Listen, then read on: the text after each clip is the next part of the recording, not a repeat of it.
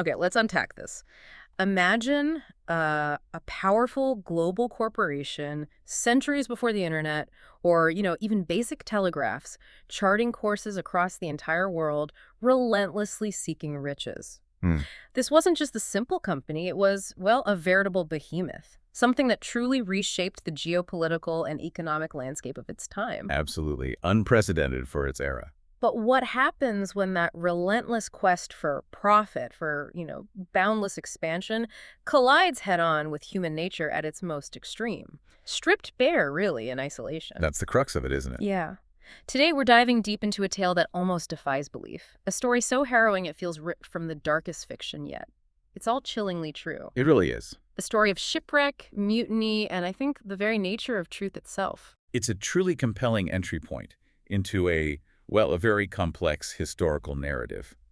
What's particularly striking from the outset is that the Dutch East India Company, or VOC, which stands for Verenigde Oostindische Company, it was far more than just a trading company, as we might, understand a modern corporation. Right. It wasn't just about buying and selling spices. Not at all.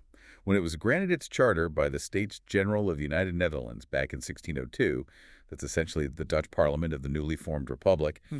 it wasn't merely given permission to trade. Okay. It was vested with what amounted to quasi-sovereign powers. Quasi-sovereign. What exactly did that mean in practice? It meant it held immense, really unprecedented authority, extending even to the right to wage war, sign treaties, establish colonies. Wow. A company doing all that? Exactly. And significantly for this story, it could administer justice in its burgeoning territories far from the European mainland, specifically beyond the Cape of Good Hope. So it had its own legal system. Effectively, yes. This unparalleled power, however, and crucially, how that power was ultimately wielded, especially in the remote, desolate Houtman Abrolhos Islands off Western Australia in 1629. That's precisely where this story gets incredibly complex, incredibly dark. And still challenges us today, centuries later. It really does. Challenges our very notions of historical certainty and, frankly, human behavior under pressure. And that's exactly our mission today. We're not just, recounting a historical event, even one as intrinsically compelling as the Batavia shipwreck and its ensuing mutiny. Right, it's more than just the story itself. Yeah, instead we're going to explore the layers of information surrounding this disaster. We've gathered a formidable stack of sources, everything from meticulously preserved historical journals and detailed archaeological reports The primary accounts, to cutting-edge forensic analyses and vibrant, ongoing academic debates. which sometimes offer very different interpretations. Exactly. Our mission, truly, is to extract the most important nuggets of knowledge from these diverse perspectives. We want to help you understand not just what horrifying events transpired, but critically, why this particular story continues to captivate and challenge our understanding of the past right up to the present day. It has a long shadow. It really does. We'll be looking at the VOC's intricate corporate structure, then we'll detail the horrific events of the mutiny itself, and finally we'll critically examine how history is recorded, interpreted, and often hotly contested. The VOC, a global powerhouse and its inner workings. So let's begin with the Titan itself, the Yeah. Dutch East India Company. When I read about the VOC, it sounds almost mythological. A true empire within an empire. A commercial juggernaut unlike anything seen before or arguably since. Can you really give us a sense of how unprecedented its sheer scale and authority truly were? And, how did it come to hold such immense power? Indeed. To truly grasp the enormity of the Batavia disaster, we first need to appreciate the entity that sent it across the oceans, almost casually, it seems sometimes. The Dutch East India Company, the VOC, was formally chartered on March 20th, 1602, by the States General of United Netherlands. Now, its purpose was explicitly dual-pronged, reflecting this sort of pragmatic fusion of state and commercial interest that was happening at the time. Okay, what were those two prongs? First, it was to maintain and expand trade to profit the company, which seems straightforward enough, right? Basic business. Sure. But crucially, it was also designed to benefit the United Provinces themselves, the Dutch state. Ah, so a national interest element baked right in. Absolutely. This was far from merely a private commercial venture. It was a groundbreaking, state-sanctioned enterprise created, in essence, to outsource conquests in the East with cheap financing. Outsource conquests. That sounds pretty blunt. It was. This innovative arrangement was intended to bring both substantial material wealth, spices, silks, silver, and just as importantly, intangible value back to the Netherlands. Intangible value, like prestige, national pride. Exactly that. This intangible value is key here. It speaks to how colonial control, projected across vast distances through trade and, frankly, military might, profoundly shaped national identities and cultures back home in the Dutch Republic. It wasn't just about economic gain. It was about power on the world stage. Precisely. It was about projecting power, establishing dominance on the global stage, and forging a sense of national pride and identity deeply intertwined with their burgeoning global empire. The VOC was granted rights typically reserved for sovereign states, giving it an almost unprecedented level of autonomy for a commercial entity. Like you said, waging war, signing treaties. Yes, concluding treaties with foreign powers, establishing colonies and trading posts, and as we'll see so tragically with the Batavia, even administering justice in its vast holdings beyond the Cape of Good Hope. It essentially operated as a state within a state. Wow. With its own armies, navies, and even its own complex legal system. Yeah. All driven by commercial imperatives, yes, Right. but wielded with the force of a nation. This was an entirely new model of global power projection. And one that must have had huge impacts, both good and bad. Profound implications, yes. Positive for the Dutch Republic in many ways, certainly in terms of wealth and influence, but often utterly devastating for the populations they encountered across Asia and Africa. That's astonishing. A private company with the power of a nation-state administering justice on its own terms. But when you describe that level of unchecked authority, I mean, doesn't it immediately suggest a potential for abuse? Especially internally. How did this massive power translate into its financial structure and accountability? And, well, what issues did that create? You're absolutely anticipating the inherent vulnerabilities of such a system. It very much laid the groundwork for many of the issues we'll see surface later, particularly regarding corruption and, well, a distinct lack of transparency. Right. The VOC's internal structure was quite unique for its time, ingeniously designed perhaps, to attract significant investment from a wide array of shareholders, from wealthy merchants down to, everyday citizens wanting a piece of the action. So how did that work? How did they structure the investment? Well, directors, for instance, the people at the top, they were required to stake substantial sums themselves, at least 1,000 Flemish pounds. Though for directors at the small chambers, like Horn and Enkhuizen, this could be limited to no less than 500 such pounds. Okay, 1,000 Flemish pounds.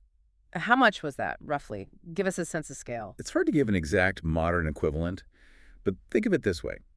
A single Flemish pound, back then, could be equivalent to several months' wages for a skilled craftsman, or maybe even a full year's income for a common laborer.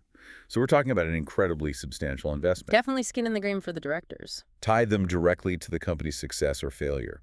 Furthermore, there were these figures called agents who invested 50,000 guilders or more. Now, a guilder was the standard Dutch coin, and 50,000 was another huge sum, maybe enough to buy a small house in a town back then. Wow. These major investors were granted the right to be informed of expenditures and returns, including credits and debts. So it was meant to create this sort of privileged tier of informed investor. And what about the smaller shareholders? Were they protected? Well, the charter stipulated that shareholders were supposed to be treated equally. The principle was stated as not favor the greater shareholders over the lesser ones. So, on paper. On paper, yes. It suggests an early, albeit often unfulfilled, attempt at what we might today call corporate governance or shareholder protection. So, on paper, there was a veneer of fairness and transparency, but the reality was far more complicated, right? Especially when we consider how the directors were actually compensated. It sounds like an inherent conflict of interest was baked right into the system from the start. Precisely. This is where the structural vulnerabilities really become apparent. The directors receive a 1% commission on two things. First, the costs of the outward journey, which included everything from ship construction, provisions, salaries, the cargo itself. Okay, 1% of all that. And critically, 1% of the profits obtained from the return journey Right. when the ships came back laden with Asian goods. Right, so they had an incentive for profitable voyages. That makes sense. It does, but it also created what was effectively a double advantage, a perverse incentive almost. If directors were involved in selling equipment goods or provisions to the company, perhaps through their own side businesses or connections, Ah, I see where this is going. they could do so at inflated prices. This not only directly profited them from the sales themselves, but also, perhaps more subtly and perniciously, it increased the total outward journey costs. Which then boosted their 1% commission on those costs. Exactly. It was a loophole, essentially.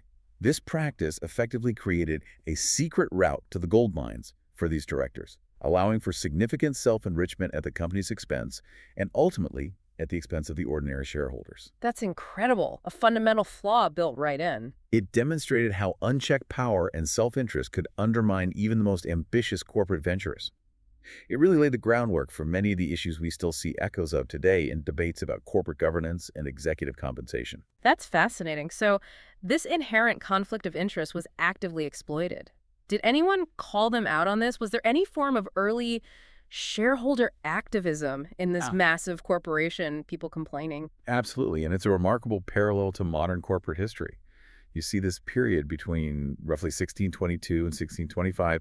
It saw significant shareholder activism, primarily bubbling up from the so-called small shareholders who felt, quite rightly, disenfranchised. What were they complaining about specifically? The complaints were rampant and pretty vociferous. Hmm. They primarily focused on the director's failure to render proper financial accounts, basically, a lack of transparency.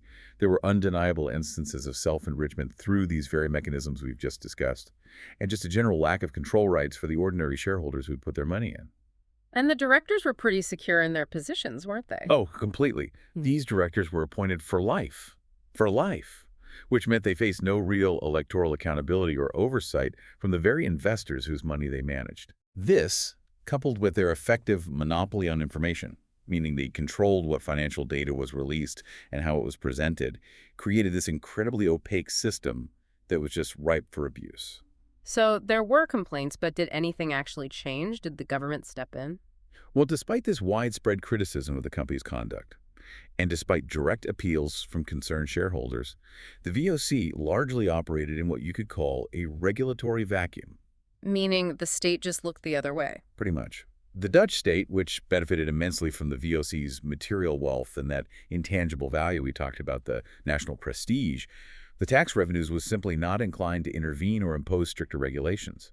Not when it came to preventing or ending the, frankly, atrocities or the corrupt practices associated with the company's operations overseas or at home. So the issues were known, people were talking about them. Oh, yes.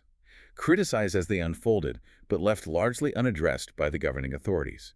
It shows a clear preference for profit and national gain over ethical oversight or shareholder protection. So beyond the boardrooms and the questionable financial maneuvering, the VOC ships were constantly sailing the globe, connecting distant lands. But these journeys weren't just about trade, were they? They were about projecting power and expanding influence, sometimes with a heavy hand. Definitely a heavy hand at times. And sometimes, as the Batavia case perfectly illustrates, with disastrous unintended consequences, it feels like it's on this very vessel that the vast abstract power of the VOC, with all its inherent flaws, came face to face with the most primal aspects of human nature, stripped bare by isolation and desperation. Indeed. The VOC's vast global reach was enabled by its highly sophisticated, for the time, shipping network. Yeah. VOC ships commonly used what was known as Brouwer's route. Brouwer's route, what was special about that? Well, this was an innovative and highly strategic route, pioneered by the Dutch navigator Hendrik Brouwer. It involves sailing south from the Cape of Good Hope to catch the powerful Roaring Forties winds. The Roaring Forties, those strong westerly winds in the southern hemisphere. Exactly. Found between 40 and 50 degrees latitude south. These winds allowed ships to speed across the Indian Ocean towards Australia's west coast, offering a significant strategic advantage in terms of speed. It dramatically cut travel times compared to earlier routes that hugged the African coastline. Okay, faster travel. Makes sense. Then what? From near the Australian coast, they would then turn sharply north towards Batavia, what is modern-day Jakarta, typically aiming for the Sunda Straits between Java and Sumatra. And Batavia was the hub. Batavia was the true nerve center of the VOC's Asian operations. It served as its headquarters, where the high government and the governor-general resided. This Asian command operated with a remarkable degree of autonomy from the Gentleman 70, the main board of the VOC back in the Dutch Republic. Why so autonomous? Just the distance. Largely, yes. It was a necessity given the immense geographical distance and the fact it could take a year, sometimes more, for information instructions personnel to travel between the Netherlands and Asia. Communication was incredibly slow. So how did information flow within Asia? Typically, information flowed upwards from local Kantoran, which were essentially their regional trading posts or factories dotted all over Asia. Reports would go from these posts to Batavia. Okay. In Batavia, all this information would then be summarized, compiled, and forwarded to the Dutch Republic in the form of general missives. These were like comprehensive annual or biannual reports intended for the discount board of directors, the gentlemen's 17th. That sounds like a system ripe for information control or even manipulation, depending on who was doing the summarizing back in Batavia. Precisely. It meant that details could be filtered, smoothed over, or even omitted entirely, often to present a more favorable picture to the distant authorities back home. It's a crucial layer to remember. And what about the impact of this vast enterprise on the indigenous populations in these distant lands? We know the VOC didn't exactly have a reputation for peaceful coexistence. You're absolutely right to highlight that. The VOC's expansion inevitably led to significant, often brutal conflict with indigenous people across its vast territories. Violence was, regrettably, used frequently by both parties. Both parties. Well, yes. By the VOC, certainly, to enforce cooperation, secure trade monopolies, or sometimes brutally remove indigenous populations from desired territories, but also by indigenous groups attempting to defend their lands, their resources, their sovereignty against this encroaching European power. It wasn't always one-sided resistance. But the historical records probably don't reflect that balance, do they? Not at all. The VOC's accounts, largely written by the colonizers themselves, frequently blamed the indigenous populations, often made them scapegoats for the company's own problems, failures, or even their own atrocities. Why was that so easy to do? Tragically, it was easy because the indigenous populations were typically in an inferior position in terms of military technology and political influence compared to the colonial ruler. They were largely unable to defend themselves against these claims in the historical record being written by the Europeans. Their voices, at the time, were simply not loud enough to be heard in the historiography of colonial events. Which highlights the need to actively look for those voices now. Critically important. This colonial framework also deeply influenced their legal system, which has been described as pluralistic and pragmatic. Pragmatic meaning. Meaning it wasn't a universal system of justice based on abstract principles. It adapted to different local circumstances specifically to serve VOC interests. This often resulted in different punishments for Europeans and indigenous peoples. How different. Indigenous individuals frequently faced much harsher penalties like forced physical labor, enslavement, or even outright massacres, as was the case with the Bandinese people during the Nutmeg Wars. The VOC systematically wiped out nearly the entire indigenous population of the Banda Islands to secure a total monopoly on nutmeg and mace. My God. It was a system explicitly designed to serve the VOC's commercial and territorial ambitions, rather than any concept of universal justice or human rights as we might understand them today. So the very act of record-keeping itself was part of the power dynamic, wasn't it? Shaping how history would be understood for centuries. It's a critical point to consider when we analyze events like the Batavia, because it forces us to ask, whose version of the truth are we actually reading? Absolutely. And there's a stark contrast in how information was recorded at different levels of the VOC administration, which really illustrates this point. The DAG registers, or the daily journals, kept meticulously in Batavia, were the sources closest to the event. Day-to-day accounts. Yes, detailed, almost minute-by-minute accounts of happenings within the company's Asian headquarters. For example, these journals contained explicit, often horrific details, like the killing of Chinese women and children during a massacre in Batavia in 1640, just raw, unfiltered accounts of events as they happened. But that's not necessarily what got sent back home. Exactly. When this information was summarized for the general missives sent to the gentlemen as 17th back in the Dutch Republic, those big annual reports, important, damaging details like, say, the arson of multiple buildings by the VOC's own forces or the killing of innocent women and children, they might be left out entirely or just summarized very briefly, without the same gruesome specifics. Sanitized, basically. Completely.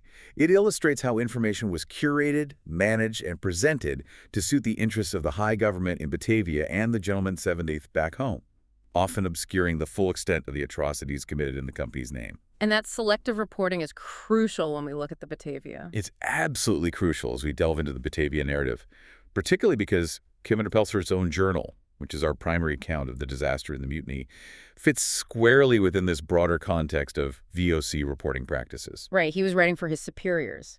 Precisely. Yeah. And therefore, its inherent biases, his motivations, what he chose to include or exclude, need to be critically assessed. It's not just a straightforward diary. The ill-fated voyage of the Batavia. It's this very system of reporting and the human elements it filtered, maybe even concealed, that were put to the ultimate test when the Batavia itself embarked on its fateful journey. Now let's zoom in on this specific vessel, destined for, well, infamy, and the circumstances of its departure. Here's where all these abstract discussions about corporate power and human nature truly start to collide in a very real, very terrifying way. Yes, the Batavia. It was a retour ship, that's the Dutch term, meaning return ship. Essentially, a large, heavily armed merchant vessel specifically designed for the long and dangerous round-trip journey between the Netherlands and the East Indies. Built specifically for this purpose. Exactly. It was built in Amsterdam in 1628, making it a relatively new vessel for such a significant voyage. It set sail from Texel, which was a major Dutch port near Amsterdam, heading for the East Indies on October 27, 1628.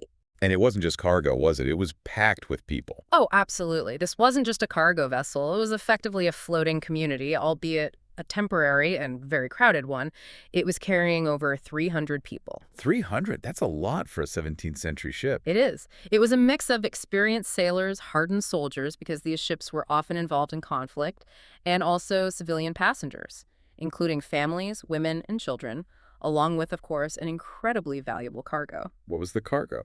Most notably, it included a substantial amount of silver coins, specifically 250,000 guilders, intended for trade in Asia, for buying spices and other goods. 250,000 guilders. Yeah. You mentioned earlier how much a guilder was worth.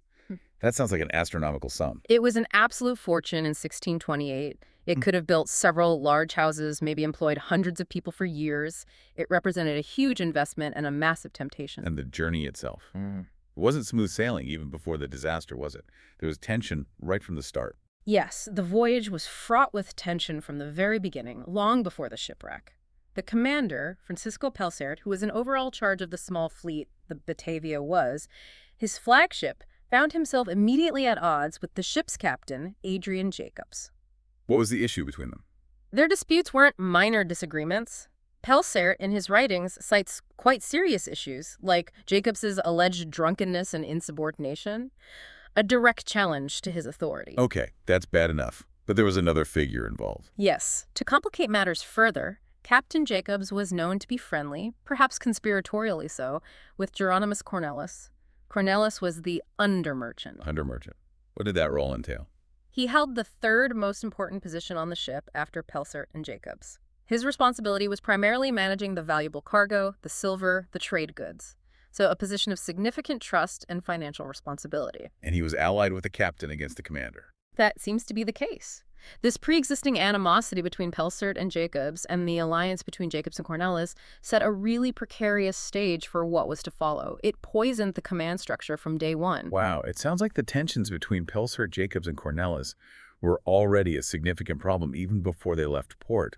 Was it truly a powder keg waiting for a spark? Or, were these personal conflicts typical on such long, arduous voyages? That's a great question about the normalcy of such tensions.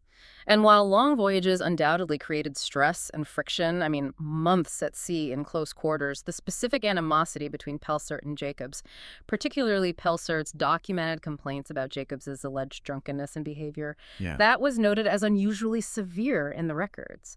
It wasn't just typical squabbles among officers. It seemed to represent a genuine breakdown in command authority that, in retrospect, certainly foreshadowed deeper issues. And what were the general conditions like on these 17th century VOC ships? I imagine pretty grim. Did that exacerbate these tensions or simply make life on board a living hell for everyone? Oh, undeniably arduous and incredibly challenging. And yes, these conditions would have absolutely amplified any existing tensions or simply created new ones.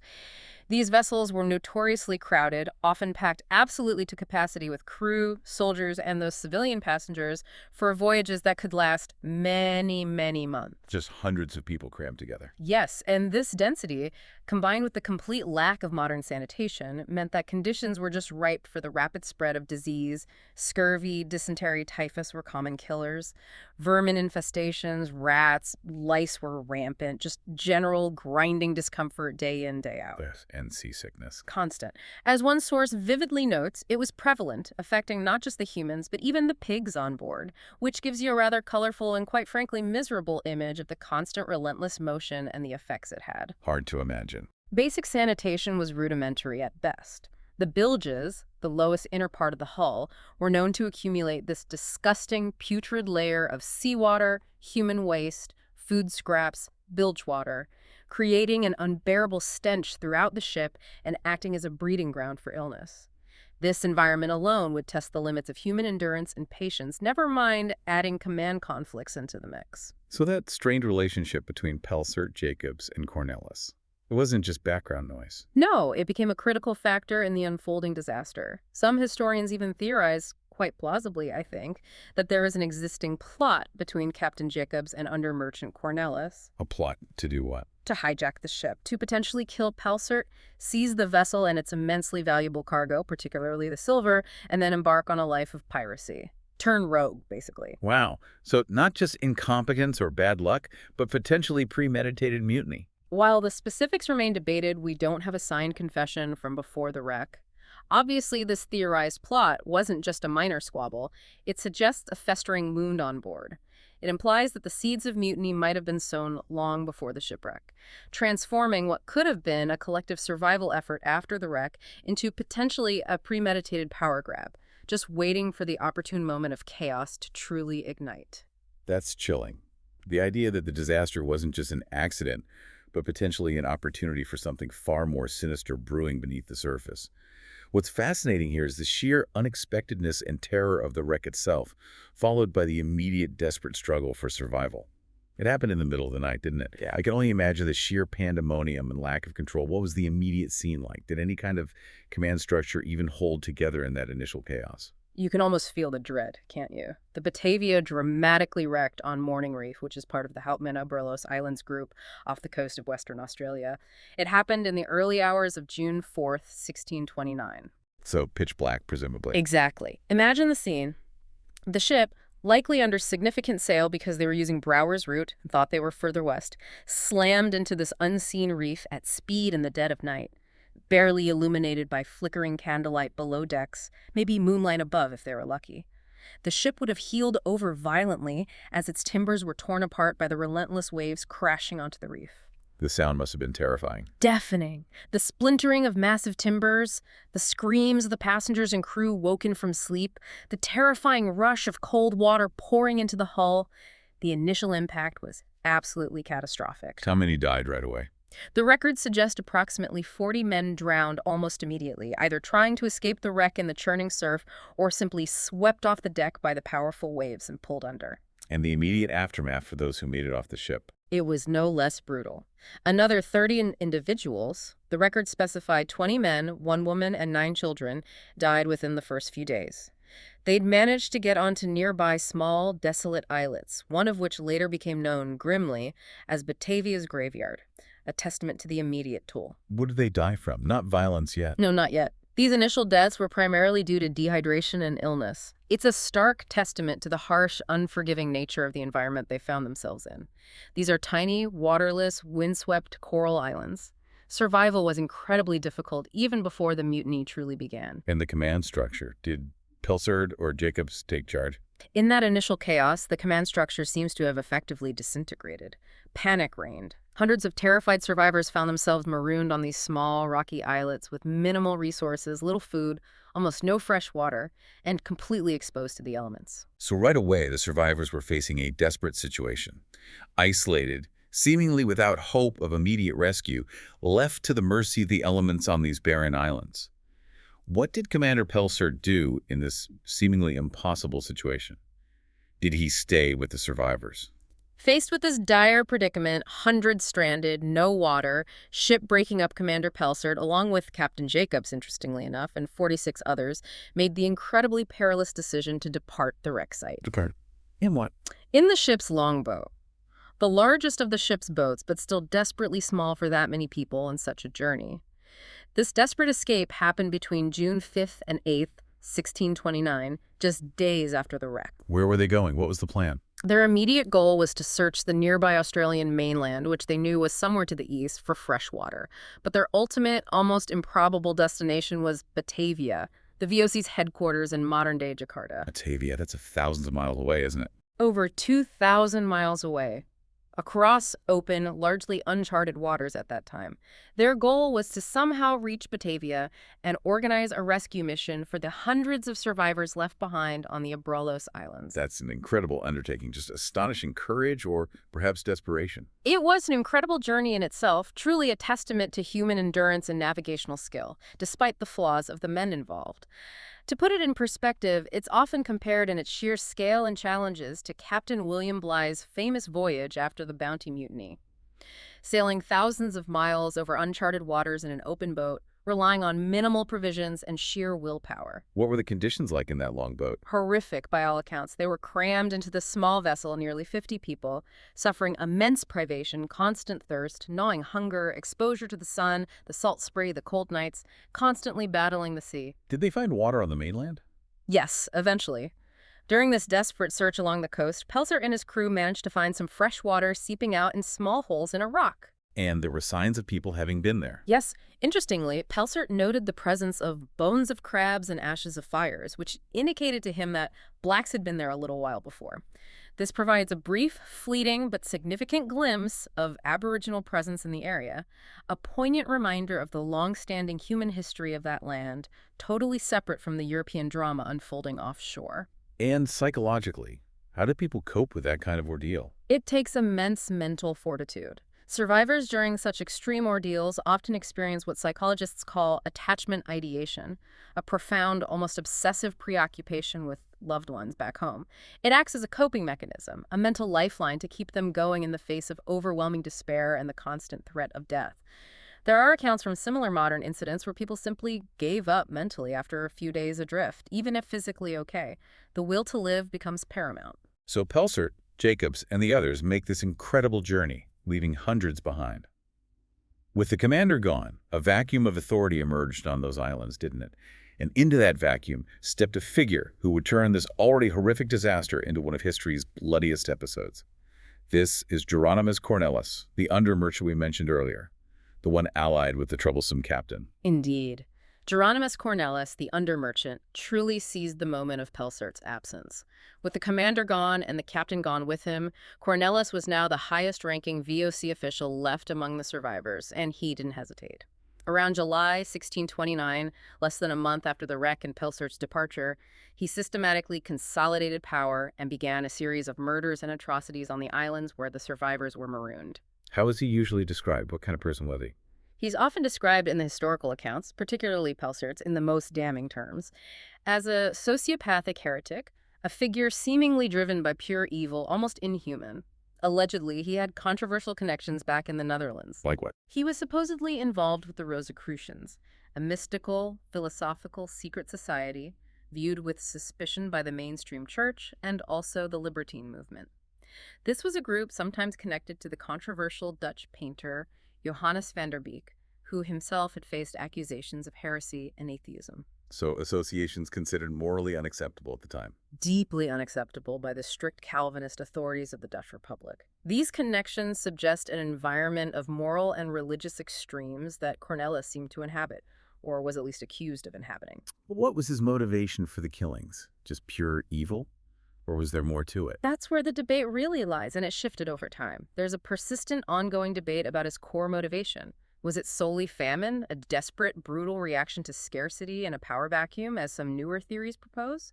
Or was it truly the actions of an individual corrupted by evil, a madman orchestrating a massacre, as Pelsert's account strongly suggests, and as was believed for centuries? So some modern theories suggest it wasn't a premeditated plot by a mad heretic. Exactly. Some newer historical interpretations lean more towards the famine argument. They suggest the extreme violence was a horrifying consequence of the situation. A brutal, ruthless struggle over dwindling resources like food and water, led by Cornelis and his gang, rather than a premeditated plot originating solely from his supposedly heretical mind. But others dispute that. Yes, others counter that his actions, the systematic nature of the killings, the targeting of specific groups, the sheer cruelty involved, went far beyond what simple survival or resource management would necessitate. The debate continues. That's a crucial point about motivation. Let's dig deeper into that. You mentioned his background earlier and his connection to Anabaptism, which was a persecuted group back in Holland. How did that play into his perceived character, and what does it tell us about how authorities at the time would have viewed him, and perhaps how history has subsequently portrayed him, maybe unfairly? Cornelis's background is absolutely crucial to understanding how his character was perceived and perhaps even deliberately distorted in subsequent historical narratives. He was raised an Anabaptist. What exactly were Anabaptists, and why were they persecuted? They were a radical Protestant sect that emerged during the Reformation. Their core beliefs included rejecting infant baptism, they insisted on adult believers' baptism, and they often promoted a separation of church and state. This was seen as a direct defiance of the established religious and social order in 16th and 17th century Europe. So they were seen as dangerous radicals. Very much so. Authorities viewed Anabaptists as enemies and heretics. They were often subjected to widespread propaganda campaigns, depicting them in the worst possible light as criminal and the vagabond, the foreigner and the rebel, the devil's handmaiden and the blasphemer, or even as violent insurrectionists and barbarians aiming to overthrow society. Think of the Minster Rebellion earlier in the 16th century, which, although extreme, tainted the image of all Anabaptists for generations. So this historical prejudice likely colored how Cornelius was seen. Almost certainly. It influenced how he was portrayed in Pelsert's journal and nearly all subsequent accounts for centuries. The Anabaptist emphasis on forming a community of Christ separate from mainstream society, and leaders like Minius Simons advocating a sharp dichotomy between the godly and ungodly, made them easy targets for demonization by the Calvinist establishment that dominated the VOC and the Dutch Republic. And does his documented behavior fit with modern ideas of psychopathy? When we examine psychopathy as described in some of the source materials analyzing the case characteristics like being a subtle manipulator, possessing high verbal intelligence but crucially lacking emotional intelligence, and having a notable shallow quality to the emotional aspect of their stories, it's evident that Cornelis, as depicted, exhibited many of these traits. Like his ability to persuade people. Yes, his chilling ability to persuade others, to bring them into his circle, even to get them to commit horrific acts alongside him, points to a profoundly manipulative personality. Whether his actions were entirely due to a pre-existing inherent evil or psychopathy, or whether they were amplified by the extreme pressures of the shipwreck environment, and perhaps a genuinely brutal struggle for resources, that remains a topic of intense historical debate. But his background gave people a convenient label. Exactly. Yeah. His personal history, his Anabaptist upbringing, certainly provided a convenient, pre-existing framework for the authorities and for Pelser in his report to demonize him. It made his brutality seem less about potential systemic failures or the extreme conditions or even Pelsert's own debatable leadership before the wreck, and more about individual depravity rooted in unacceptable beliefs. The Reign of Terror and its aftermath. And this is where the story takes that truly dark turn, as you said. It reveals the absolute depth of depravity that can emerge when social structures completely collapse, and a charismatic, perhaps psychopathic individual like Cornelis fills that power vacuum, totally unchecked. He initiated this systematic campaign of terror and murder on the Abrolhos Islands. And it escalated quickly, didn't it? It wasn't just, random acts of violence in the chaos. It sounds like a chilling, almost organized series of atrocities, a deliberate eradication of those who might oppose him or maybe just consume precious resources he wanted for his followers. Absolutely. The chronology as pieced together from Pelsert's journal and the later confessions is sickeningly precise. It paints a picture of calculated, escalating brutality. On July 9, 1629, remember, Pelser left in early June, so this is just weeks later, a massacre occurred on what became known as Traitors Island. Why? What triggered that? It was possibly triggered by loyalists on that island attempting to reach Wiby Hayes' island. Hayes was a soldier who was emerging as a leader of the resistance against Cornelis. They might have seen signal fires from Hayes' group indicating they had found water. And Cornelis saw that as a threat. He and his gang likely interpreted it as a direct threat to their burgeoning authority, and also potentially as a threat to their control over the valuable cargo salvaged from the wreck, which they intended to keep. This massacre was Cornelis consolidating his grip through absolute fear. And then came the Oath of Trust.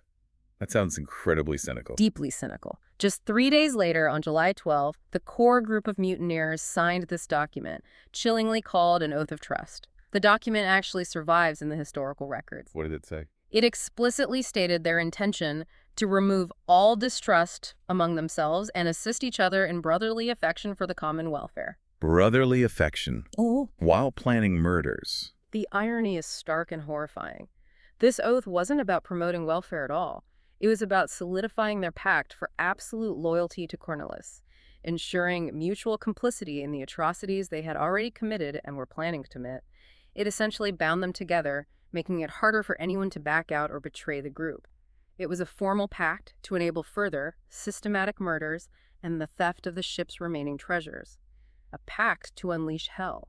The Oath of Trust is such a disturbing detail, a complete perversion of its very name. And then the murders continued, didn't they? Targeting specific individuals and families. These weren't just anonymous victims, these were families, women, and even children. The level of violence sounds truly horrific. Can you give us a more vivid sense of the individual acts? It's hard to comprehend. It is hard to comprehend, and the records provide some truly gruesome, stomach-churning details. They paint a vivid picture of the sheer brutality and the cold-blooded nature of Cornelis and his core mutineers. For instance, just 6 days after that cynical Oath of Trust, on July 18th, a pregnant woman, Macon Soares, was murdered on Seals Island. Pregnant. Oh my God. A particularly cruel act against a defenseless woman and her unborn child. Then, just 2 days later, on July 20, the infant child of another woman, Macon Cardos, was murdered, possibly by strangulation or poison, an act of unimaginable horror against the most vulnerable. An infant. And the very next day, July 21st, witnessed the brutal murder of multiple individuals from the Giesberts family. This was the family of the ship's predicant, or chaplain. They were killed on Batavia's Graveyard Island. This looks like a targeted elimination of moral and spiritual authority, anyone who might represent the old order or challenge Cornelis. And the confessions later describe the violence explicitly. Yes, the scale and nature of the violence were meticulously recorded in some of the confessions obtained by Pelsart later, though, again, we must remember the context of how those confessions were obtained, but they describe horrific acts. For instance, in one testimony, it's recorded that a mutineer named Andries Jonas dragged the boy out of the tent and slit his throat without hesitation. Just like that. Horrific. Another account describes how a man named Warnar Dirks was hacked and stabbed by Daniel Cornelis, Hans Frederick, and others. One mutineer involved in that killing later reportedly boasted, chillingly, that the sword went through him as easily as butter. That level of dehumanization. Exactly. These aren't abstract numbers. These are individuals subjected to unimaginable violence, often meticulously executed. One of the mutineers, Jan Hendricks, even confessed apparently to killing 74 people himself. 74. By one man. Now, that number may well have been an exaggeration, perhaps made under duress or torture or just bravado. But even if wildly inaccurate, it still speaks to the sheer scale of the bloodbath that occurred over those weeks. So what's the overall death toll from the mutiny itself? Overall, the estimates vary slightly depending on the source and how you count, but a minimum of 110 people, or perhaps more than 120, or even 124, according to Pelsart's own final reckoning, were killed directly by the mutineers. And adding those who died in the wreck or immediately after. Yes, when you factor in the initial drowning deaths during the shipwreck, maybe 40, and those 30 or so who succumbed to dehydration and illness immediately after the wreck on Batavia's Graveyard, the total deaths associated with the Batavia disaster, the mutiny, and shipwreck combined could be as high as 218. Out of how many originally? Out of the original complement of 332 people who left Texel. That's almost 2/3 of everyone on board. A catastrophic loss of life, far, far beyond what the shipwreck alone would likely have caused. It demonstrates the terrifying speed with which social order can disintegrate, leaving human nature exposed in its most brutal form when all constraints are removed. It's a chilling reminder, really, of the fragility of civilization. And to visualize this, you mentioned the different islands. Yes, if you imagine a map of the Houtman Abrolhos Islands, they're a scattered group of low-lying coral islands and reefs. You can picture dots representing each of these desolate locations mentioned in the story. Seals Island, Batavia's Graveyard, Trader's Island, and also Weeby Hayes Island, where the Loyalists held out.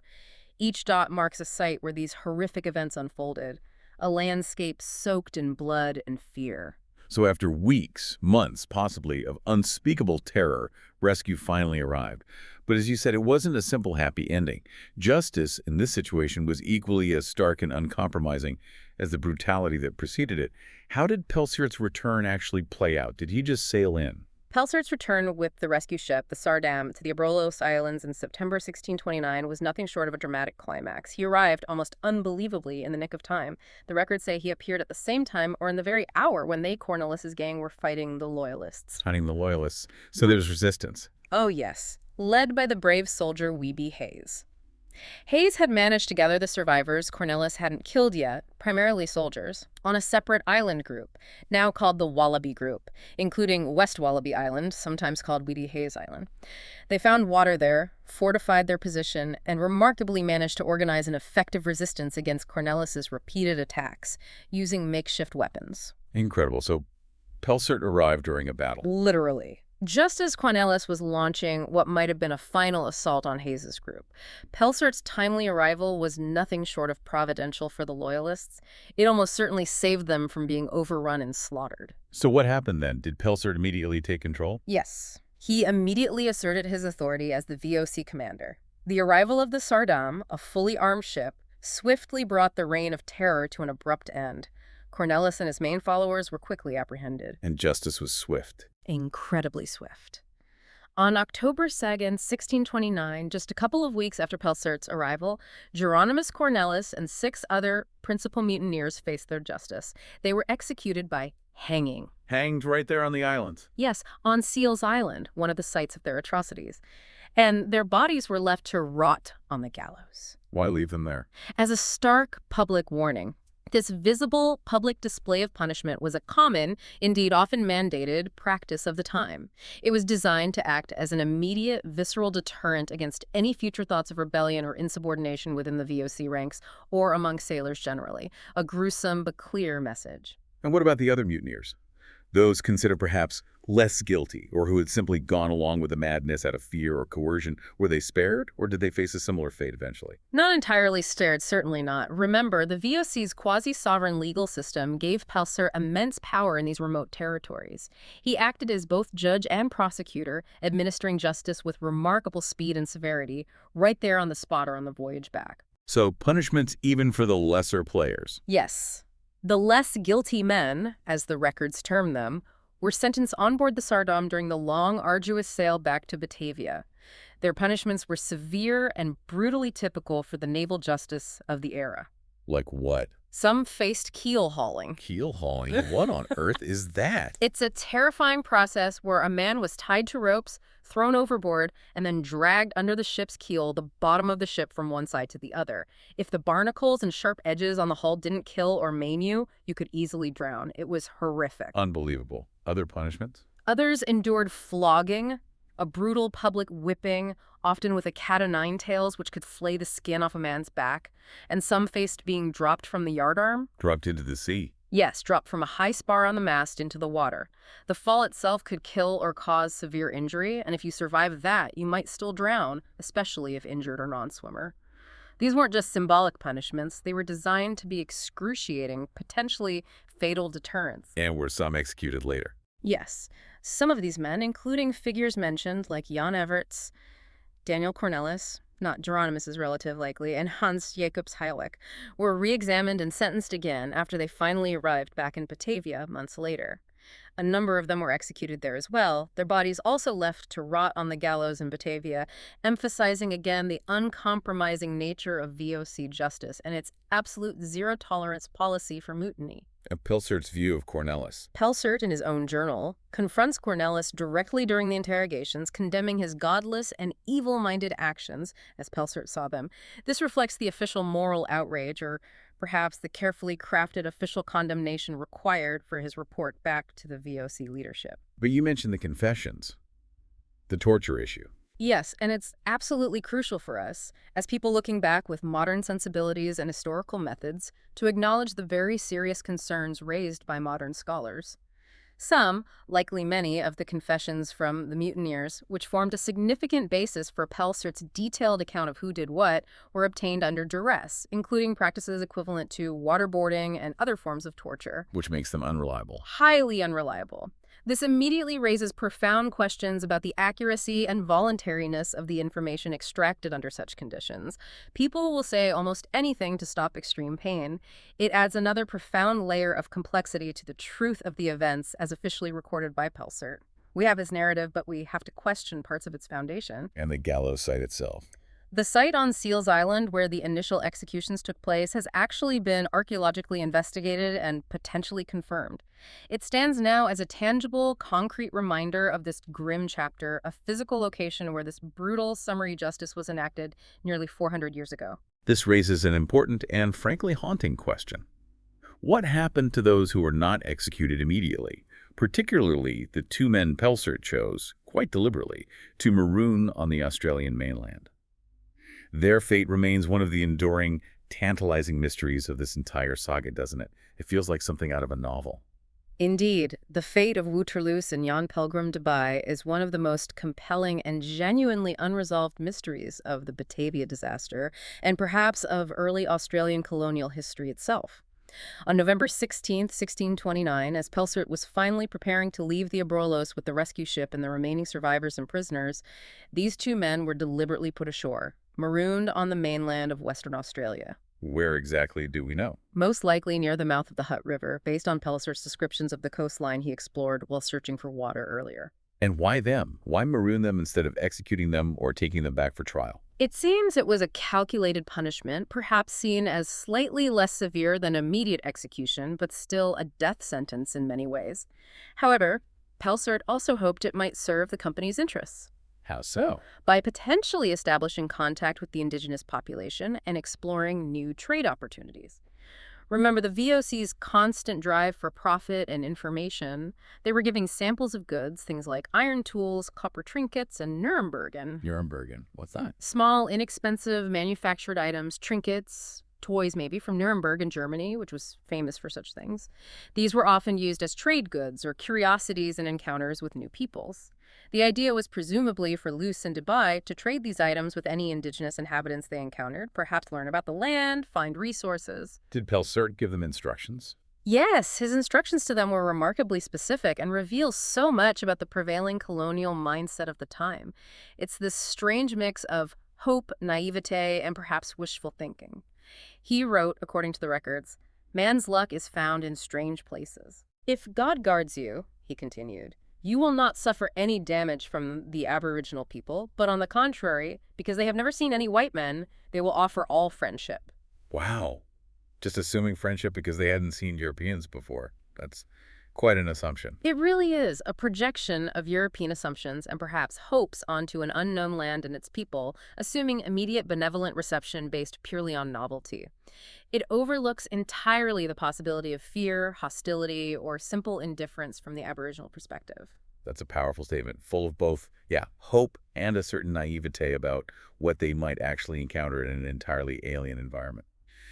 So, what are the prevailing theories about what became of Luce and Dubai? Did they, by some miracle, survive? Or just vanish? Their story could have taken several vastly different paths, and each remains purely speculative. We simply have no definitive record after they were put ashore. What are the main possibilities? Well, the theories range from them managing to live a kind of Robinson Crusoe existence, struggling desperately to survive alone in the harsh and unforgiving Australian environment, finding water, food, shelter. Very difficult. Or maybe they encountered Aboriginal people. That's another major possibility. That they met and perhaps managed to join an indigenous Australian community. Maybe they integrated into their society, shared knowledge, had families, or conversely, maybe they ran afoul of local groups and were killed. Or just succumbed to the environment. That's perhaps the most likely scenario in many historians' views, that they simply succumbed to the environment or its many dangers: starvation, lack of reliable fresh water, disease, accidents, maybe even attacks by animals or poisonous creatures unfamiliar to them.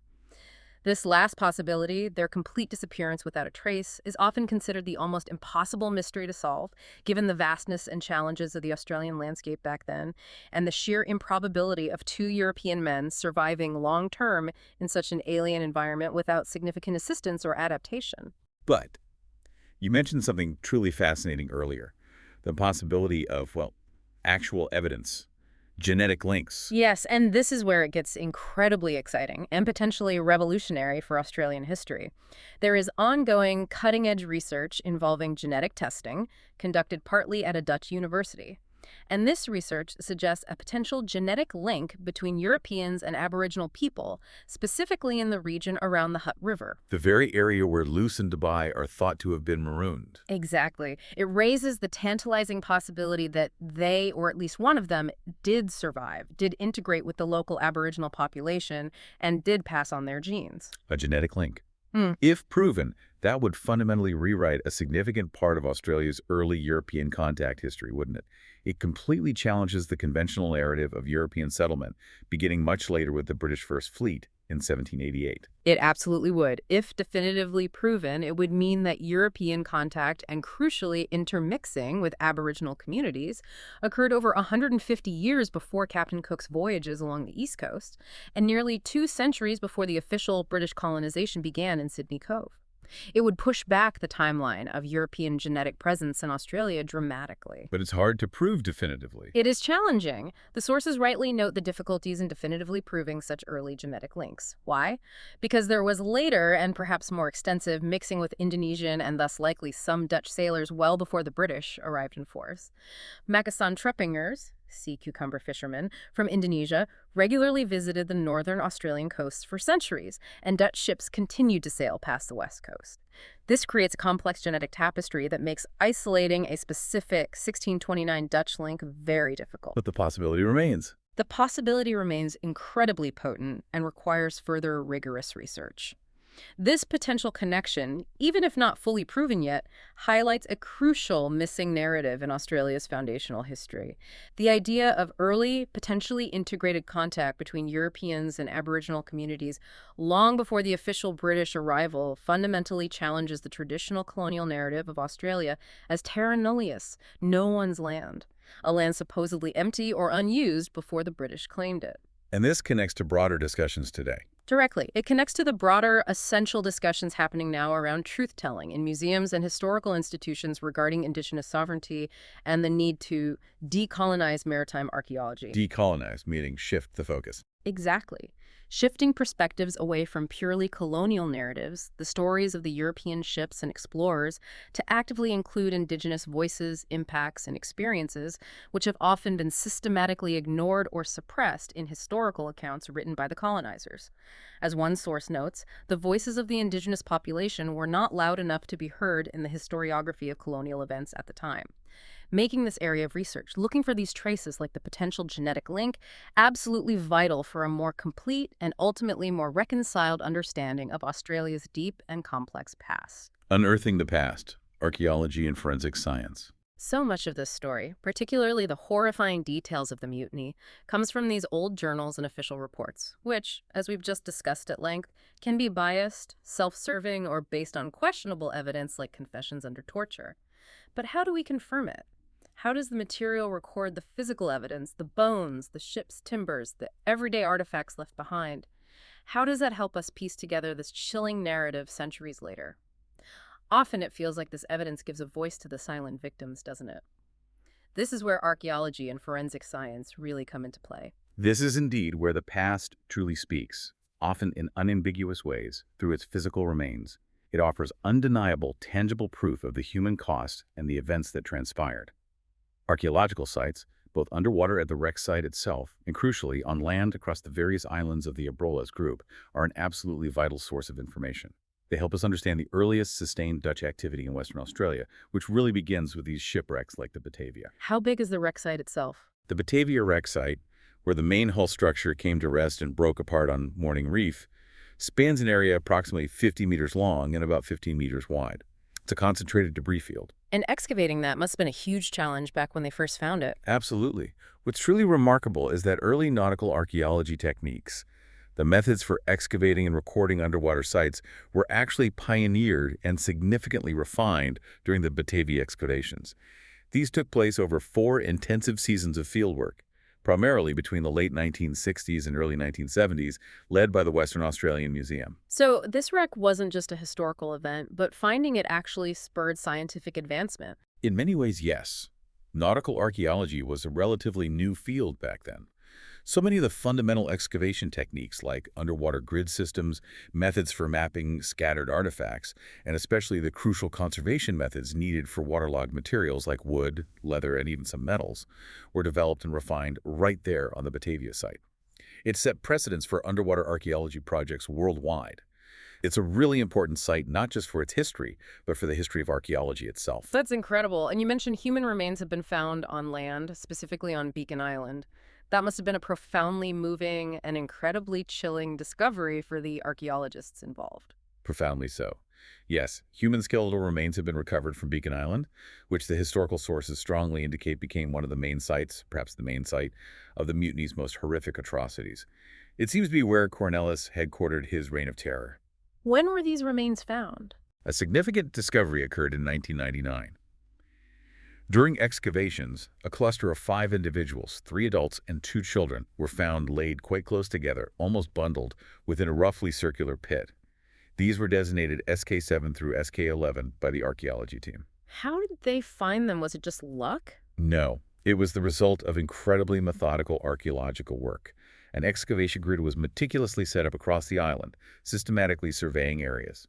Previously explored grid squares were reopened and carefully extended based on initial finds or ground-penetrating radar, perhaps. It was painstaking work in difficult, sandy conditions. And there have been more recent finds. Yes, what's even more recent and equally significant are the further excavations conducted in 2015, again on Beacon Island. These revealed additional burials nearby skeletons designated SK14, SK15, and SK16. Interestingly, some of these were buried directly on top of each other. Suggesting what, hasty burials? Possibly very hasty burials, or perhaps even a mass grave scenario. This direct association of remains, multiple individuals in one spot, suggests a larger grave in close proximity that maybe hasn't yet been fully located or excavated. It hints at potentially more discoveries still to be made that could shed further light on the true scale of the massacre on that island. How do archaeologists even know where to look on an island like that?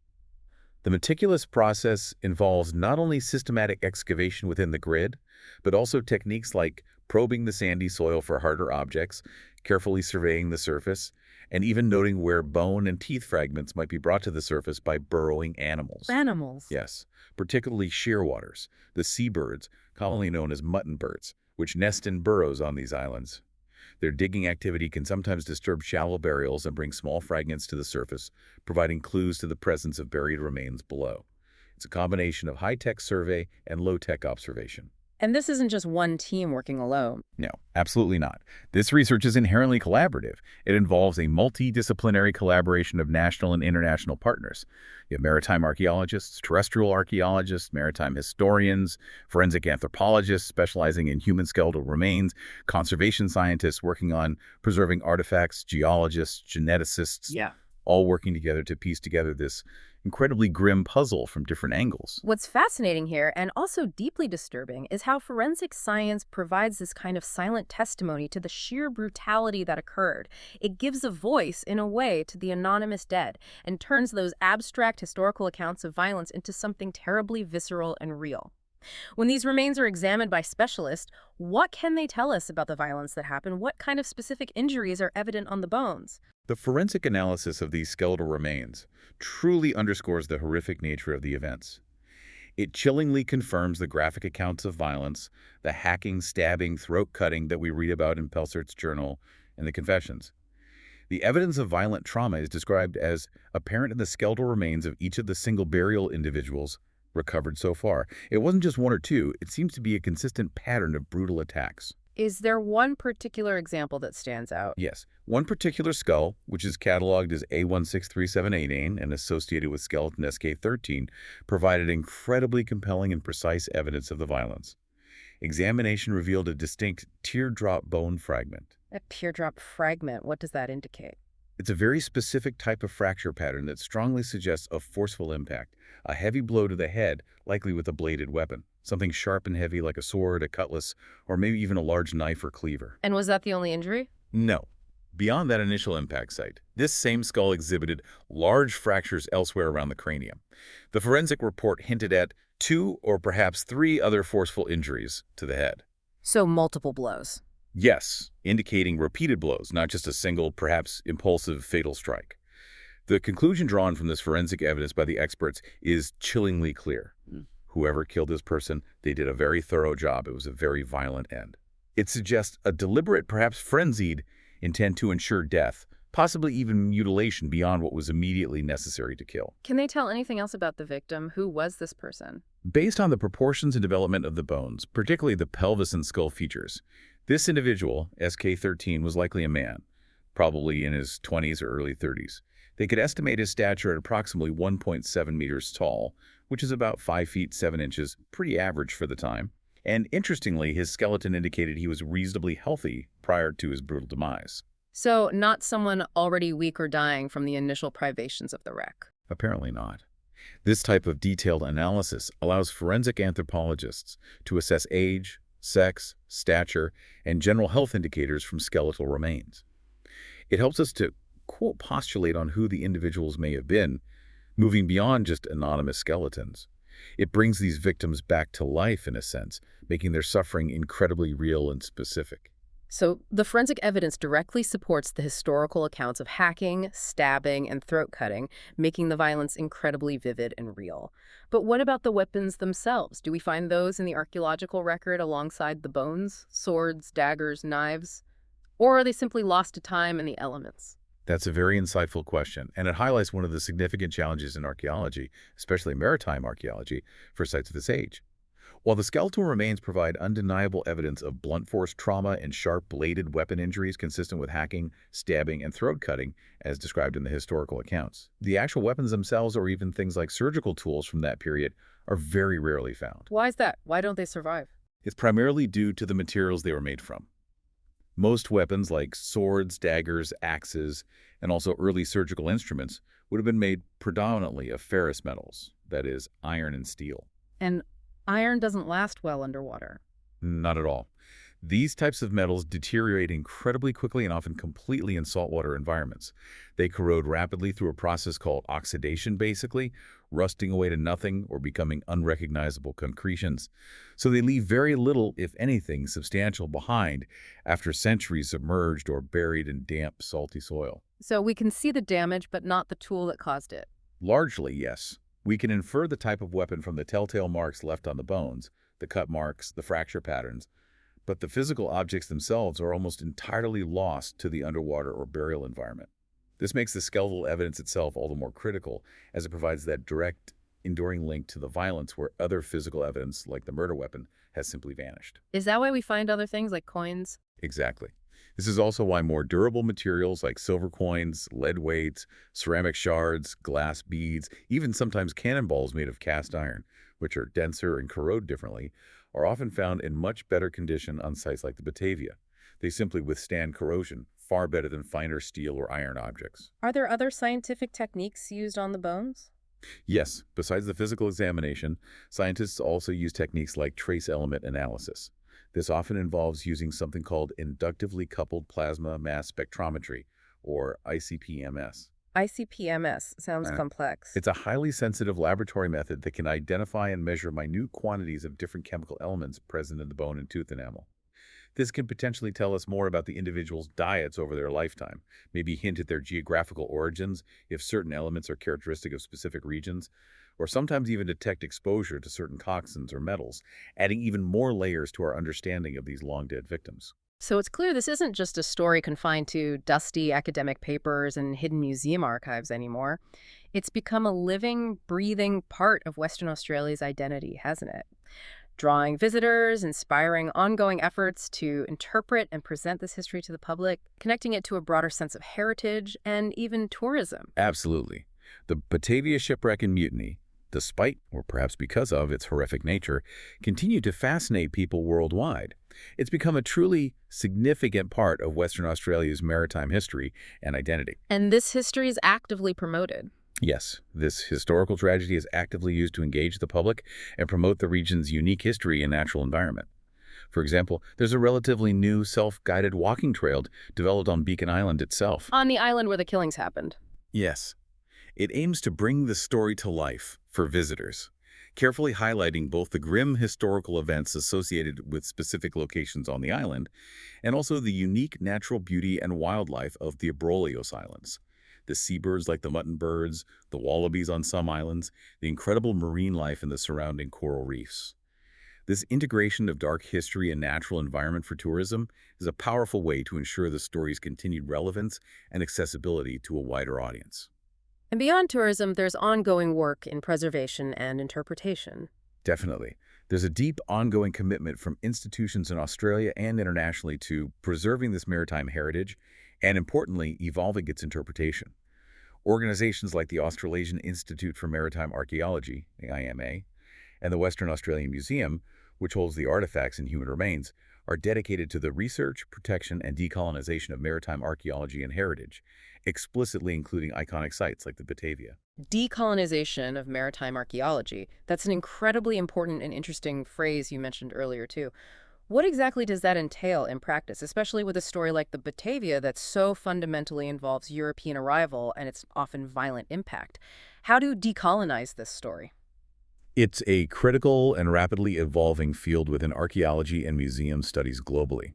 It marks a significant, necessary shift in how history is not just discovered or excavated, but also how it's interpreted, curated, and presented to the public. Decolonizing maritime archaeology, or any archaeology really, involves a fundamental reorientation of perspective. Away from the purely European viewpoint. Exactly. Historically, maritime history, particularly in former colonial territories like Australia, has often been told predominantly from a purely colonial viewpoint. It focused almost exclusively on the European explorers, their ships, their shipwrecks, their narratives of conquest or discovery, their technological achievements.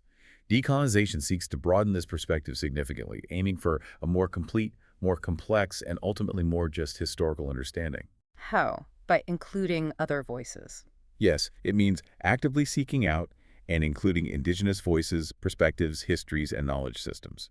It means centering the profound impacts of these colonial encounters on Aboriginal populations, whose own histories and connections to sea country were often ignored, marginalized, or actively suppressed in the colonial records and subsequent historical writing. As the sources point out repeatedly, many voices of the indigenous population were not loud enough to be heard in the historiography of colonial events at the time they were being written. So, for the Batavia, what does decolonizing look like? For the Batavia, this means not just focusing solely on the Dutch experience of wreck, mutiny, survival, and punishment. It also means considering the Aboriginal presence on the mainland nearby, exploring the potential interactions, or lack thereof, with the marooned mutineers loose in Dubai, understanding how this European arrival, even if brief and violent in this instance, impacted existing Aboriginal societies, trade routes, sacred sites, or understanding of their world. It means asking different questions of the evidence and seeking different kinds of evidence, perhaps. And this is part of a bigger movement. Yes, this effort is part of a larger global movement towards truth-telling in cultural institutions like museums, particularly in countries like Australia, Canada, New Zealand, the US, grappling with their colonial pasts. It aims for a reconciled Australia by directly addressing these missing narratives, acknowledging the often brutal realities of colonization, and explicitly recognizing indigenous sovereignty and their deep, continuing connections to the land and sea that long predate European arrival. It's about acknowledging the full history, warts and all. Precisely. It's a recognition that history is multifaceted and that a more complete and ultimately more truthful understanding requires acknowledging all perspectives, particularly those that have been historically marginalized or silenced by the dominant colonial narrative. The very existence and longevity of respected professional organizations like AIMA, celebrating its 40th anniversary recently, and university programs like Flinders University's Maritime Archaeology program, marking its 20th anniversary, signals the maturity and ongoing commitment within the field itself, moving beyond mere discovery and salvage towards deeper, more inclusive, and ethically grounded interpretation of our shared, often difficult maritime past. The problem of truth. Reevaluating historical narratives. This focus on interpretation, on missing narratives, on whose voice gets heard, inevitably raises an important question, perhaps the most profound one when dealing with any historical event, let alone one as complex, distant, and emotionally charged as the Batavia Mutiny. How reliable are any historical sources when we attempt to reconstruct events centuries past? When we delve into history, particularly events from centuries ago, we really must acknowledge a fundamental, almost philosophical challenge right from the start. It seems intuitive, doesn't it, that history should be a completely objective and accurate recounting of what happened, like a perfect mirror reflecting the past. But you're suggesting that's a difficult, if not actually impossible, standard to meet. Why is that? Why can't history just be the facts? Exactly. That intuition, while perfectly understandable, confronts the hard realities of historical evidence and human perception. While historical sources, journals, letters, official reports, even archaeological finds are absolutely foundational, they are our only window into the past, really, they are definitively not always entirely objective or complete. It's simply impossible of knowing all that happened in the past. Impossible. That sounds quite final. Think of it this way. Even something as seemingly straightforward as, say, an auto accident that occurred yesterday, with multiple witnesses, maybe even video footage, even that is never recorded in its absolute entirety. Without conflicting accounts, different perspectives, gaps in the evidence, people remember things differently, focus on different details. Okay, I see that. Now, scale that uncertainty up exponentially to something as vast, chaotic, and multifaceted as a revolution, or in our case, a shipwreck involving over 300 people, followed by weeks of mutiny, murder, and survival spread across remote islands nearly 400 years ago, with only a handful of written accounts surviving, mostly from one side. The gaps become enormous. So only fragments remain. Precisely. Only some, never all, evidence remains behind. Much is lost to time, decay, deliberate destruction, or simply never recorded in the first place. And even that surviving evidence, the pieces we do have, is subject to all sorts of filters of biases before it even reaches us. Like what kind of filters? Well, it's influenced by the collector's partialities. That is, the biases, interests, and motivations of those who decided what was worth saving, what to record, and maybe what to discard or ignore. It's influenced by their speed and intent in saving it. Were they writing quick notes in chaos or compiling a careful report later with an agenda? It's filtered by their point of view in reporting it, their personal perspective, their role in the events, their cultural assumptions. And sometimes it's just down to sheer accident. The random chance of what survives fire, flood, shipwreck, or simple neglect over centuries. What's missing could tell us more, maybe change the whole story, but it simply doesn't exist anymore for us to consult. So historians are left interpreting these incomplete, potentially biased fragments. That's exactly the task. Historians interpret what remains, using all available evidence, subjecting it to rigorous examination for authenticity, accuracy, internal consistency, and meaning within its context. However, because there are often likely to be different, equally valid ways to interpret the same surviving evidence, especially when it's ambiguous or contradictory. Different historians might reach different conclusions. Yes, the conclusions of even the most experienced and objective historians will often differ. This isn't necessarily a sign of incompetence, it's inherent in the process. It happens because each historian, like any individual, brings their own distinct interests, sensibilities, and minds to bear when examining the past. They ask different questions, notice different details, bring different theoretical frameworks, which shapes their interpretations. So critical assessment is absolutely key. Absolutely essential. It means that critical assessment is always needed for primary accounts, like Felsert's journal. These accounts are indispensable, our closest link to the events, yet they are undeniably shaped by the writer's perspective, their objectives in writing, their intended audience, and even the circumstances under which the information within them was gathered, like the torture issue we discussed. So what does this all mean for the Batavia story specifically? We have Pelsert's journal, which is so crucial and provides most of the grim, widely accepted details. But then we have these new theories, these reinterpretations, that seem to fundamentally challenge nearly 400 years of accepted truth about Cornelis and the mutiny. It feels like the very bedrock of the narrative is shifting beneath our feet. Is the traditional story wrong? It absolutely is shifting, and it's a powerful, ongoing lesson in historical revisionism. Not revisionism in a negative sense, like denying facts, but in the necessary, continuous effort to refine our understanding as new evidence emerges, or as we asked new questions of old evidence. One historian quoted in the source's notes, "It's remarkable that an unlikely story about a mad heretic plotting a massacre has been repeated uncritically for almost 400 years." Uncritically, so people just accepted Pelsert's version. Largely, yes.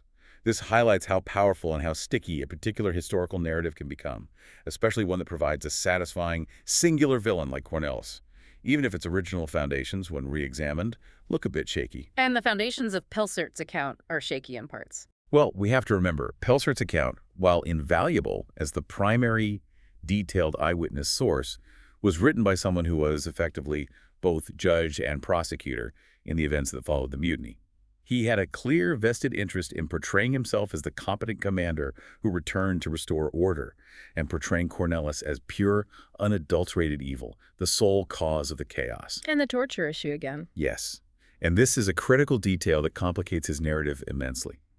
His story, particularly the detailed confessions attributing specific acts of violence to specific individuals, was partly based on confessions obtained through waterboarding and likely other forms of severe coercion. Which we know produces unreliable information. Exactly. This immediately raises profound questions about the accuracy of information extracted under torture.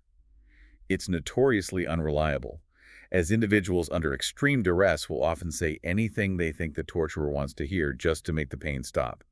This casts a significant shadow of doubt over certain aspects of the accepted narrative, particularly the idea of the sole responsibility resting on Geronimus Cornelis as a premeditated, mad heretic who simply wished to commit atrocities for their own sake, independent of the circumstances. And newer interpretations are offering alternative, perhaps more nuanced explanations for the extreme violence, aren't they? Yeah. Moving beyond the idea of just a single, purely evil individual driving everything. Yes, precisely. New theories, like those put forth by historian Mike Kaler, who has studied the case extensively, suggest a different primary driver. He argues for understanding the extreme violence as being significantly driven by famine and desperation within a profound power vacuum that emerged after Pelsert left, rather than Cornelis being the sole instigator of a preconceived mad heretic plot. So the situation itself created the violence. Kaler's theory proposes that the severe scarcity of food, and especially fresh water, combined with the absence of clear, legitimate leadership after Pelthert, Jacobs, and the senior officers departed, created desperate conditions. In this chaos, a ruthless gang, led by Cornelis, could form and engage in widespread theft, intimidation, and horrific violence, including rapes and murder, as different groups of survivors struggled for increasingly dwindling resources. In this view, the atrocities were a terrifying consequence of the collapse of social order and extreme deprivation, rather than simply a pre-existing evil plan unfolding. But this famine theory isn't universally accepted either, is it? It's also questioned. No, it's rigorously questioned by other scholars, which is healthy historical debate. For example, Coriolis Sutter, who is head of maritime heritage at the Western Australia Museum and deeply familiar with the Abrolhos environment and the archaeological evidence, she asks a very pertinent, challenging question. If famine was the primary rationale for Cornelis's takeover and the killings, if it was all about securing scarce resources, then why the survivors did not follow the smoke signals to find those resources? Smoke signals from whom? From Weeby Hayes's group on the other islands who had found water, or potentially even from Aboriginal groups on the mainland whose presence was known. Sauter points out that Aboriginal people were demonstrably present in the wider region, signaling fires or common methods of communication, and surely moving the survivors to an area with resources would be the next logical step for anyone genuinely trying to alleviate famine among their group rather than systematically murdering them. That's a strong counterargument. It complicates the famine theory. It does. It highlights the ongoing interpretive battles and the inherent challenges of using limited historical evidence to definitively determine motivation centuries later. Perhaps the enduring appeal of the original mad heretic narrative, as Kohler himself suggests, is because psychologically we prefer the notion of an individual corrupted by evil. Why? Why do we prefer that? It's a simpler, perhaps more emotionally satisfying explanation. Having a clear villain, a monster like Cornelis is often portrayed, allows us to process the horror more easily. It compartmentalizes the evil. It's arguably easier to face than confronting the much more disturbing complexities of human behavior under extreme duress, where evil actions might arise from desperate circumstances, group dynamics, fear, and moral collapse, rather than just inherent uncomplicated depravity in one individual. That's a profound point that we often want to believe in a clear villain because it's simpler than confronting the messy, uncomfortable complexities of human nature in extremis. And this preference, you're saying, might have been reinforced, consciously or unconsciously, by historical prejudice against groups like the Anabaptists, which Cornelius belonged to. Precisely. The mad heretic explanation, which dominated for so long, ties back directly and conveniently to Cornelius's known Anabaptist background. As we discussed back in the 16th and 17th centuries, Anabaptists were the subject of intense state and church-sponsored propaganda campaigns. They were routinely demonized, depicted as social deviants, criminal and the vagabond, the foreigner and the rebel, the devil's handmaiden and the blasphemer, or even as violent insurrectionists and barbarians capable of any wickedness. So he fit a pre-existing negative stereotype. Perfectly. This deeply ingrained historical prejudice made it much easier for authorities like Pulsart, writing his report for his Calvinist superiors, to blame Cornelius's undeniably horrific actions on his unacceptable morals and supposedly godless Anabaptist beliefs. It allowed them to frame it as inherent religious deviancy, rather than scrutinizing other contributing factors like Pelsart's own leadership failures before the wreck, his antagonistic relationship with Captain Jacobs, the brutal conditions, or perhaps even systemic failures within the VOC itself that allowed such a situation to develop. It was a way to shift blame. It provided a convenient, ready-made framework to explain away the horrors. Demonizing Anabaptists as inherent enemies and heretics allowed Pelsart to shift blame primarily onto Cornelius's individual character and beliefs, thereby maintaining a more favorable position for himself with his superiors back in Batavia and Amsterdam. And this ongoing reevaluation of the Batavia story, questioning the narrative, it touches on broader issues too, doesn't it? About who gets to tell history. Yes, it absolutely touches on broader issues of cultural ownership of history. Who has the right or authority to tell a particular story, especially one involving trauma or marginalized groups? We see similar debates arise around controversies like the Helen Demidenko case in Australia years ago, where a non-Indigenous author won awards for a novel written under a fabricated Ukrainian identity dealing with sensitive historical themes, or sometimes with certain works of Holocaust fiction. These cases highlight how perceptions of truth issues have changed over time. There's more scrutiny now on the responsibility authors or historians have to the historical record versus dramatic license, personal bias, or potential misrepresentation. It questions how we balance telling a compelling story with respecting the complexities and sensitivities of the past, especially when dealing with violence and suffering. And if we connect this to the bigger picture, the way we choose to tell historical stories, particularly in very public and trusted spaces like museums or national monuments, has these profound implications that go way beyond just getting the facts straight. It actively shapes national identity, collective memory, and how we understand ourselves and our society in the present. So, cultural institutions like museums have a very active and often maybe overlooked role to play in shaping our understanding of the past. And that role isn't neutral, is it? Even if it tries to appear that way. It seems it carries a heavy responsibility for how history is consumed and understood by the public. That's absolutely right. Museums, especially national or state museums, are generally seen by the public as publicly trusted sources of information. They hold a position of authority. And because of that trust, they bear a significant responsibility, maybe even an ethical obligation, for truth-telling, presenting history as accurately and comprehensively as possible, including the difficult parts. But historically, that hasn't always been the case. Museums had their own agenda. No, it hasn't. Historically, as many critics and museum professionals themselves now acknowledge, museums have been the vehicles and beneficiaries of colonial and imperial agendas. For centuries, they often portrayed themselves as entirely neutral purveyors of objective scientific or historical truth, just showing how things were. But their practices, how they collected objects, often through colonial exploitation, their classification systems, their exhibition narratives were frequently rooted in ideologies like scientific racism. Scientific racism. How did that manifest? It manifested in displays and interpretations that explicitly or implicitly depicted non-Western peoples, including Indigenous Australians, as inferior in intelligence, culture, or evolutionary development, thereby justifying colonial expansion and control. They presented a hierarchy of civilizations with Europe at the top. So addressing that legacy is part of decolonization. Precisely why addressing missing narratives, the stories of marginalized groups, indigenous populations, the brutal realities of colonization that were often glossed over or ignored, and why explicitly recognizing indigenous sovereignty in deep history is so crucial today, especially for achieving a genuinely reconciled Australia, or for any society grappling honestly with its colonial past. It's about creating a more inclusive and truthful national story. And the Batavia story fits into this. The Batavia story, with its complex themes of early European arrival, extreme violence, the power dynamics between Europeans, and the often overlooked interactions, or lack thereof, with Aboriginal people on the fringes of the narrative. It fits squarely into this broader discussion of Australia's unsettled history. It prompts us to confront the complexities and the darker aspects of our shared past, rather than reaching for sanitized, comfortable, or purely heroic narratives. That raises a fascinating point about how truth is balanced with other considerations, like storytelling. For a creative writer making a movie or writing a novel based on the Batavia, there's often an expectation of dramatic license, right?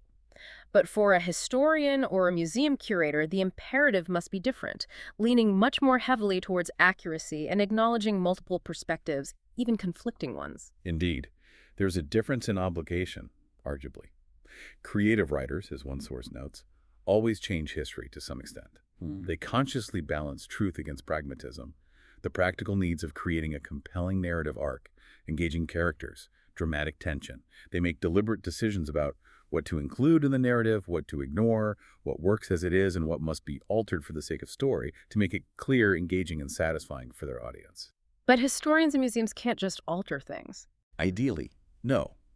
For historians working within academic standards, and for public cultural institutions like museums aiming for credibility, the imperative is fundamentally different. It's to strive for accuracy, completeness, and careful contextualization, even when, perhaps especially when it uncovers uncomfortable, complex, or contradictory truths. It's about presenting the evidence, acknowledging the gaps in debates, and allowing the public to grapple with the complexity, rather than serving up a simplified, potentially misleading story. Can you give an analogy for how truth can be complex or layered in history? Yes, there's a compelling example used in the source material. The Spanish-Portuguese synagogue, known as the Esnoga, in Amsterdam, built in the 17th century. Outwardly, its architecture was designed in a very restrained, classical, almost Protestant Baroque style. It blended in, conforming aesthetically to the dominant architectural trends of Dutch Calvinist society at the time. But inwardly. Inwardly, its layout and design were meticulously configured for traditional Sephardic Jewish worship. This building represented a kind of cultural fiction. It reflected the pragmatic but complex nature of religious toleration in Dutch society back then. Outwardly conformist, inwardly distinct. Similarly, Catholics in Amsterdam at the time also often worshipped in schoolkerken, or secret churches, buildings that looked like ordinary houses from the outside but contained hidden chapels inside. So public appearance versus private reality. Exactly. It shows how complex layers of truth can coexist, what was publicly presented or permissible versus what was privately practiced or believed. This serves as an excellent analogy for how historical narratives themselves can be constructed, sometimes with elements of omission, strategic emphasis, or careful reinterpretation for various reasons, whether for political expediency, personal gain, social harmony, or even societal comfort. The Batavia story, with its constantly shifting sands of interpretation over 400 years, forces us to look beyond the surface narrative, to question whose voices were privileged and whose were silenced, and to acknowledge that historical truth is rarely a simple, static fact. It's a constant active process of discovery, debate, and reinterpretation. Outro. Wow. We started with a shipwreck, a horrifying event in itself. We delved into a chilling mutiny that descended into unimaginable brutality. We explored the grim physical evidence left behind, unearthed by forensic science and painstaking archaeology, and we ended up questioning the very foundations of historical truth itself, didn't we? We certainly did. It's just such a stark reminder that history is never static, never fully settled.